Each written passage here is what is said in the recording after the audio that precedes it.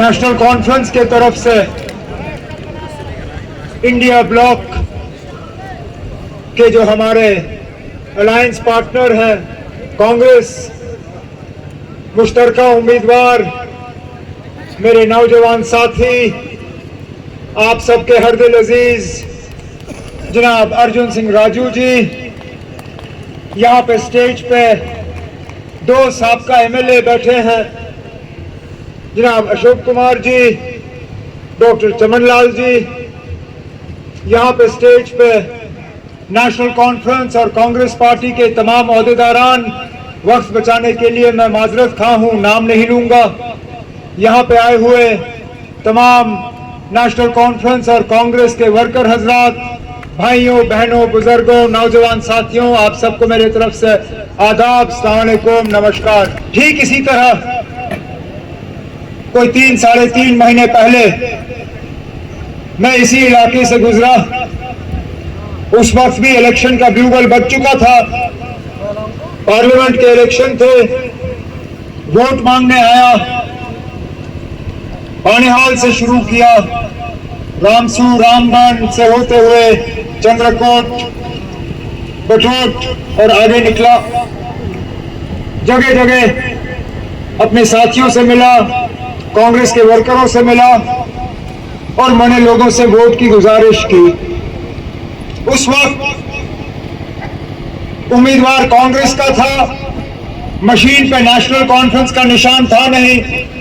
मैंने अपने साथियों को उस वक्त कहा कि जब आप जाओगे पोलिंग बूथ में, आप हल का बटन ढूंढोगे, लेकिन हल का बटन आपको दिखेगा नहीं, वहां हाथ का बटन होगा। आप हाथ का बटन को ही हल समझ के उसको कामयाब करिएगा। इस इलेक्शन में हालात बिल्कुल अलग हो गए हैं। इस इलेक्शन में मेरे कांग्रेस के दोस्त जो है पोलिंग बूथ में जाएंगे, वो वहां हाथ का बटन ढूंढेंगे, लेकिन हाथ का बटन उनको मिलेगा नहीं। इस इलेक्शन में मेरी उनसे मोहतबाना गुजारिश है कि आप हल के बटन को देख के उसको हाथ का समझ के उसको दबा के जनाब राजू साहब को यहां से कामयाब करके भेज दें। हम दोनों एक साथ आए यहां जम्मू कश्मीर को बचाने के लिए, जम्मू कश्मीर को इस मुश्किलात से निकालने के लिए। ये सही है कि 90 सीटों में से 90 के 90 पे हम फैसला कर नहीं सके। 4-5 ऐसी सीटें हैं जहां पे हमने दोस्ताना लड़ाई लड़ने की बात की। एक हमारा साथी ऐसा है जो दोस्ताना भूल गए और सिर्फ लड़ाई में उतर आए, लेकिन कोई बात नहीं ना, हो जाता है कभी कभार। लेकिन आमतौर पर अगर आप देखें, जम्मू कश्मीर में हर जगह नेशनल कॉन्फ्रेंस और कांग्रेस के वर्कर, ओहदेदारान, दिल्ली से आए हुए लीडर, तमाम जो है आज इस अलायंस की कामयाबी पे जमीनी सतह पे काम करके एक दूसरे के उम्मीदवारों को कामयाब करने पे लगे हुए हैं। यहां स्टेज पे कई सारे दावेदार हैं जो इस इलेक्शन से पहले मैंडेट हासिल करने की बात कर रहे थे। शायद एक तरफ से हक भी रखते थे, दावे भी किए, लेकिन मैं इन सबको दिल की गहराइयों से शुक्रिया और मुबारक करना चाहता हूं। जिस तरह आज सब एकजुट होके, चाहे वो नेशनल कॉन्फ्रेंस के मेरे साथी हों जो दाएं बाएं मेरे खड़े हैं, चाहे कांग्रेस के हमारे साथी हैं जो यहाँ बैठे हैं, जैसे ही अर्जुन सिंह राजू जी के हक में अलायंस के मैंडेट का ऐलान हुआ, ये सब एक स्टेज पे आ गए और अर्जुन की कामयाबी के लिए इन्होंने मेहनत करना शुरू किया।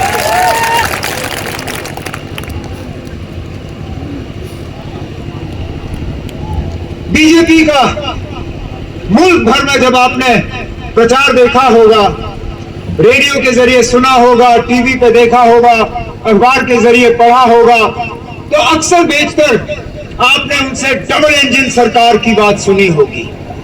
वो कहते हैं कि डबल इंजन को जी वोट दो तो दुगना जो है आपकी तरक्की होगी। कहते ठीक है ना, क्योंकि अगर रेलगाड़ी पे सिंगल इंजन हो तो रफ्तार कम होती है, रेलगाड़ी पे डबल इंजन लगाओ तो रफ्तार थोड़ी बढ़ जाती है। लेकिन मैं मजबूर होता हूं पूछने पे अपने बीजेपी के साथियों को कि हमने तो पिछले 10 साल से जम्मू कश्मीर में आपकी डबल इंजन सरकार देखी। 2015 में अल्लाह मगफिरत करें, पहले आपने मुफ्ती मोहम्मद सैयद साहब और बीजेपी दोनों मिलकर हुकूमत करने लग गए। उसके बाद महबूबा मुफ्ती साहिबा और बीजेपी मिलकर हुकूमत की। 18 के बाद राजभवन में उनका नुमाइंदा आया, चाहे वो सत्यपाल मलिक की सूरत में हो, चाहे मुर्मू की सूरत में हो, चाहे अभी हमारे मनोज सिन्हा साहब की सूरत में हो, भेजे तो दिल्ली ने। कहने का मतलब ये है कि अब 10 साल हो गए हमें यहाँ जम्मू कश्मीर में बीजेपी की डबल इंजन सरकार देखते हुए। खुदा ना मुझे बताइए ना, दुगनी तरक्की तो छोड़िए, कहीं पर तरक्की ही दिखाए तो मैं कहूंगा ना भाई इस डबल इंजन सरकार का हमें कहीं फायदा हुआ है। यहाँ जितने भी प्रोजेक्ट हैं छोटे बड़े, वो सब उनके वक्त से पहले। अगर हम बगलिहार की बात करें, फेज 1 फारूक साहब के दौर में, फेज 2 मेरे वक्त में। अगर हम यहाँ डबल लेन हाईवे की बात करें, डॉक्टर मनमोहन सिंह साहब ने ये प्रोजेक्ट मंजूर करवा के इस पे काम शुरू करवाए। अगर हम रेलवे की बात करें तो वो कौन सा ऐसा प्रधानमंत्री है इंदिरा गांधी साहिबा के बाद जिन्होंने इस रेल के साथ जो है कहीं ना कहीं संग बुनियाद न रखा हो। चाहे वो इंदिरा गांधी जी हो, नरसिम्हा राव साहब हो, अपने I.K. गुजराल साहब हो, देवेगौड़ा साहब हो, वाजपेयी साहब हो, डॉक्टर मनमोहन सिंह साहब। कहने का मतलब मेरा ये है कि जिस रेल की भी आज ये बात करते हैं कि आज हम रेल को जम्मू से जोड़ेंगे, ये रेल का काम भी इंदिरा गांधी साहिबा के वक्त से शुरू होके अब मुकम्मल होने जा रही है। ठीक, यहाँ जिला मिला, जिला के लिए भी पैसे का जो है मंजूरी, दिल्ली में तो डॉक्टर मनमोहन सिंह साहब की सरकार थी, सोनिया गांधी साहिबा यूपीए की चेयरपर्सन थी, उन्होंने वहां पर दस्तखत किया तो यहाँ रामबन में आपको जिला मिला।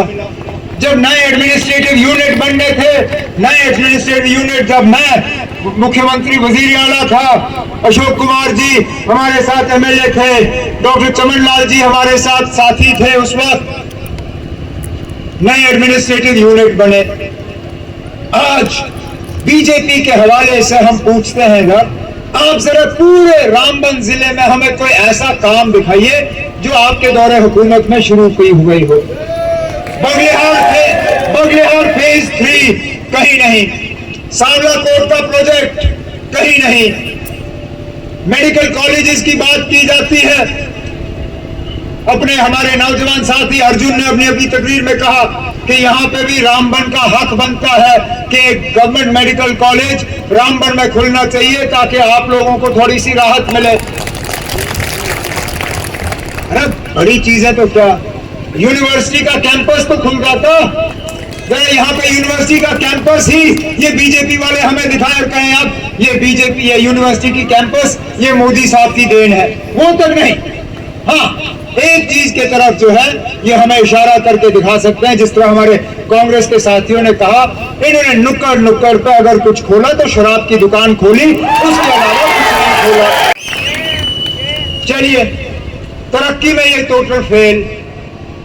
सियासत जो इन्होंने हमारे साथ की वो हम जानते हैं। जम्मू कश्मीर के 2 हिस्से हुए, जम्मू कश्मीर को रियासत के दर्जे से निकाल के यूटी का दर्जा दिया। कहा हम तरक्की करेंगे, इसके बाद हमारे बच्चों को रोजगार मिलेगा, हमारे यहाँ फैक्ट्रियां लगेंगी, यहाँ बाहर से इन्वेस्टमेंट आएगा। आज रामबन की सरजमीन पर खड़े होके मैं इन बीजेपी वालों से पूछता हूँ, ठीक है रियासत के आपने 2 हिस्से किए, हमें यूटी बनाया, 6 साल 2018 के बाद तक से आज तक आपने हमें इलेक्शन से महरूम रखा। खुदारा हमें बताइए ना, इसके बरक्स हमारे नौजवानों को कौन से नौकरियां मिली, कौन सा यहाँ नया फैक्ट्री लगा, कौन सा कारखाना आया, बाहर से कौन से अंबानी अदानी साहब यहाँ आए जिन्होंने यहाँ पे कोई इन्वेस्टमेंट किया, जरा सा भी नहीं। तो ये किस लिए समझ में नहीं आता। आज नेशनल कॉन्फ्रेंस और कांग्रेस के ऊपर हमारे होम मिनिस्टर साहब इल्जाम लगाते हैं, कहते हैं अगर ये लोग आएंगे तो जम्मू कश्मीर में नए सिरे से मिलिटेंसी शुरू होगी, बंदूक आएगा। मैं होम मिनिस्टर साहब को याद दिलाना चाहता हूं, वो जरा मुकाबला करें। हमारी जब 2014 में हुकूमत यहां से गई, जम्मू के हालात क्या थे, और आज हालात क्या है। हमने पूरे जम्मू क्षेत्र को लगभग पूरी तरह से मिलिटेंसी से मुक्त किया हुआ था। कहीं पे भी आपको बंदूक का असर रसूख देखने को नहीं मिलता था। आज हकीकत यह है कि आप कोई भी इलाका देखिए, चाहे चिनाब की घाटी हो, चाहे पीर पंचाल हो, चाहे रियासी हो, उधमपुर हो, जम्मू हो, सांबा हो, कठुआ हो, कोई भी जिला ले लीजिए, वहां कहीं ना कहीं आपको आतंकवादी हमलों की खबरें जो है आती रहती हैं। तो मुझे बताइए ना, आतंकवाद हम लाएंगे या आतंकवाद इनके हाथों पहले से ही यहां जम्मू में दोबारा शुरू हो चुका है। उल्टा अब 8 अक्टूबर के बाद जब यहां नेशनल कॉन्फ्रेंस कांग्रेस की अलायंस गवर्नमेंट होगी, हमें दोबारा जम्मू के हालात संभाल के दोबारा जम्मू को बंदूक से मुक्त करना होगा, जिस तरह हमने 2014 से पहले किया था। आज जिन लोगों के पास और कुछ नहीं है, क्योंकि हमने जब अपना मंशूर पेश किया, शायद ही कोई ऐसा इलाका है, कोई ऐसा तबका है, कोई ऐसी परेशानी है जिसका हमने अपने मंशूर के जरिए जिक्र नहीं किया। कहा कि जब हुकूमत आएगी तो तालीम, पढ़ाई, एजुकेशन के तरफ ध्यान दिया जाना चाहिए। मैं बिल्कुल इस चीज से सहमत हूं। मैं मानता हूं हमें विरासत में शेख मोहम्मद अब्दुल्ला ने अगर कुछ दिया तो बच्चों के लिए मुफ्त तालीम दी थी। यूनिवर्सिटी के लेवल तक हमारे बच्चे जो है मुफ्त तालीम हासिल करते थे। इन बीजेपी वालों ने आके आहिस्ता आहिस्ता आहिस्ता उसको घटा के पूरी तरह से वो खत्म किया। हमने अपने मंशूर में वादा किया है, अलायंस की गवर्नमेंट आई तो हम दोबारा यूनिवर्सिटी के लेवल तक बच्चियों को मुफ्त तालीम फराहम करेंगे। बिजली, पावर प्रोजेक्ट आपका, दरिया आपकी, लेकिन बिजली आपको मिलती नहीं। दिन में 8-8, 10-10 घंटे कट और बिजली का बिल हर महीने आपके घर में। हमारे दौर में जहां बिजली का बिल 300, 350 रुपए, आज देहात के इलाकों में कम से कम 1650 रुपए महीना बिजली का बिल। आपकी आमदनी क्यों ना 1500 रुपए हो, लेकिन बिजली का बिल 1650 रुपए। हमने अपने मंशूर में आपसे वादा किया है कि हमारी हुकूमत आएगी तो हम आपको 200 यूनिट मुफ्त बिजली फराहम करना शुरू करेंगे। मैं इन बीजेपी वालों से पूछना चाहता हूं, खासकर अपनी माओ बहनों की वसादत से, एक स्कीम था जिसमें वजीर आजम साहब ने गैस के चूल्हे बांटे। कहा ये चूल्हा ले लो, अब आपको लकड़ी नहीं जलानी होगी, अब आपको गोबर नहीं जलाना होगा, आप गैस के चूल्हे पे खाना बनाओगे। लेकिन वजीर आजम साहब उस वक्त ये बताना भूल गए कि गैस के चूल्हे को जलाने के लिए गैस का सिलेंडर भी खरीदना पड़ता है और यहाँ हर महीने गैस सिलेंडर की कीमत बढ़ती रहती है। हमने लोगों से वादा किया है कि अलायंस की हुकूमत बनी तो हम आपको साल में 12 गैस सिलेंडर मुफ्त देना शुरू करेंगे उन घरों में जो आज उन चूल्हों को जलाने के काबिल नहीं है। लेकिन उस चूल्हे का क्या फायदा जहां पकाने के लिए राशन ना हो। इन बीजेपी वालों ने हमारे राशन कार्ड को खोखले किए। मेरी हुकूमत में मिट्टी का तेल आपको राशन कार्ड से मिलता था। मेरी हुकूमत में चीनी आप राशन कार्ड से लेते थे। मेरी हुकूमत में राशन का स्केल क्या था वो आप जानते हो। आज इनके डबल इंजन दौर में ना राशन कार्ड से आपको चीनी मिलती है, ना मिट्टी का तेल मिलता है, और राशन का स्केल इन्होंने 5 किलो पे उतार के, 5 किलो में किसका गुजारा होता ना, किसी का नहीं। इसलिए हमने अपने मंशूर में वादा किया है कि हमारी हुकूमत आई तो हम दोबारा राशन कार्ड के जरिए चीनी और मिट्टी का तेल आपको फराहम करना शुरू करेंगे। तेल भी बढ़ाएंगे ताकि राशन डिपो से आपका गुजारा हो सके। सोशल वेलफेयर की स्कीमें, चाहे वो विडो पेंशन हो, ओल्ड एज पेंशन हो, इन लोगों ने उनको तहस नहस किए। मेरे गुजर बकरवाल भाई, गद्दी सिप्पी भाई जो बैठे हैं यहाँ पे, फॉरेस्ट राइट एक्ट के तहत इनको इन जंगलों पे हक मिलता था, उस हक से इन बीजेपी वालों ने इनको महरूम रखा। हमने अपने मंशूर में आपके साथ वादा किया है, हुकूमत आएगी तो फॉरेस्ट राइट एक्ट के तहत इन जंगलों पे पहला हक आप लोगों का होगा, फिर किसी और का। और इसी तरह प्रोजेक्ट, मैं तो कहता हूं ना, क्या फायदा है इस प्रोजेक्ट का अगर इस प्रोजेक्ट में हमारे नौजवानों को नौकरी ना मिले। इन फ्लाईओवरों से हमारी दुकानें बैठ जाती हैं। जहां आपका होटल चलता था, अब गाड़ी ऊपर से ही जाती है तो आपका होटल ठप। कोई यहाँ रुक के खाना खाता था, चाय का कप पीता था, अब वो आपकी दुकानों से ऊपर ही गुजर जाते हैं। नीचे कोई रुकता नहीं, ना कोई चाय पीता है, ना कोई मिठाई खरीदता है, ना कोई आपके लिए रुकता है। कम से कम इस प्रोजेक्ट में किसी को अगर रोजगार मिलता तो उसका कुछ तो फायदा बनता। अब मेरे साथी ने यहाँ कहा कि हमें 20-30% नौकरी। अरे 20-30 क्यों जनाब, मैं तो कहता हूँ 70-80% नौकरियां हमारे नौजवानों के लिए होने चाहिए। आखिरकार पहाड़ हमारे, दरियाएं हमारी। जब ये टनल बनाने के लिए ब्लास्टिंग करते हैं तो दिल्ली वालों के मकान नहीं हिलते, मकान आपके हिल जाते हैं, क्रैक आपकी मकानों पे पड़ते हैं, स्लाइड आपके पहाड़ों का होता है, नुकसान आपका होता है। अगर नुकसान आपका होता है तो रोजगार पे पहला हक भी आपका ही होना चाहिए। तो चाहे वो पढ़े लिखे हो, कम पढ़े लिखे हो, बिल्कुल पढ़ाई से महरूम हो, आप यकीन माने हमारी हुकूमत आएगी तो हक के मुताबिक, सियासत देख के नहीं, पार्टी का कार्ड देख के नहीं, आपका अगर नौकरी पे हक होगा, हम इन कंपनियों के जरिए आपको वो हक दिलवाएंगे। लेकिन इन बीजेपी वालों से खबरदार रहना। इनकी आदत है, ये अलग अलग जबान अलग अलग जगह बोलते हैं। आज इनकी मुकम्मल कोशिश है कि मजहब के बुनियाद पे ये लोगों को तकसीम करेंगे। हमने यहाँ स्टेज पे खड़े होके बहुत सी बातें की। हमने गुर्बत की बात की, बेरोजगारी की बात की, राशन की बात की, बिजली की बात की, सेहत की बात की, सड़कों की बात की, अस्पतालों और स्कूलों की बात की। एक बात मैंने नहीं की, मैंने मजहब की बात नहीं की। मैंने मजहब के बुनियाद पे वोट नहीं मांगे, मैंने बरादरी के नाम पे वोट नहीं मांगे। मैंने आपको तकसीम करने की कोशिश नहीं की। आप हमारे स्टेज के तरफ देखें तो यहाँ आपको लीडर हिंदू मिलेंगे, यहाँ आपको लीडर मुसलमान मिलेंगे, यहाँ आपको सिख मिलेंगे, ईसाई मिलेंगे, बौद्ध मिलेंगे, जो नेशनल कॉन्फ्रेंस और कांग्रेस के साथ जुड़े हुए हैं।